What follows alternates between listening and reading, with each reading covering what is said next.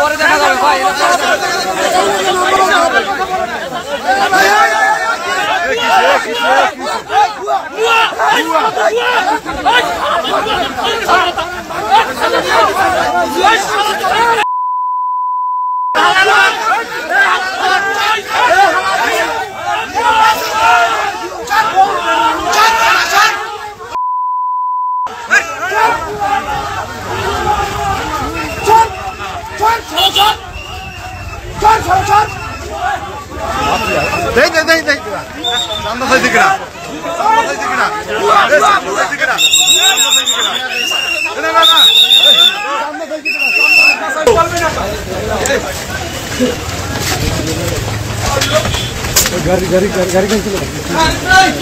गाड़ी तो उठाओ,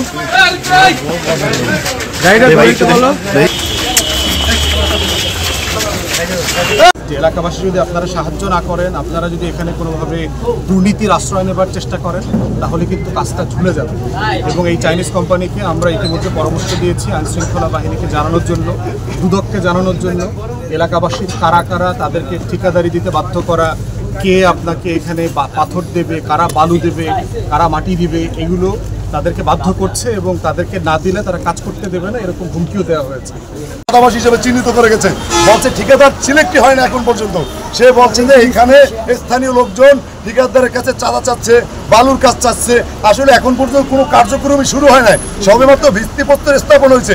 ঠিকাদারকে আহ্বান করা হবে, তারপর ডিজাইন অনুযায়ী কাজ হবে, তারপর না হয় একটা কথা দাঁড়ায়। কিন্তু তার আগেই সে ঢালাও হবে কিভাবে বলে গেল যে স্থানীয় লোক চাঁদা দাবি করছে এবং সাধারণ মানুষকে মনে করেন সামনে বসে সে বলে গেছে। এবং সাংবাদিকদের সামনে, আমাদের এখানে স্থানীয় সাংবাদিক বিন্দু ছিল, তাদের সামনে সেই মনে করেন জঘন্যতম মিথ্যাচার তিনি করে গেছে।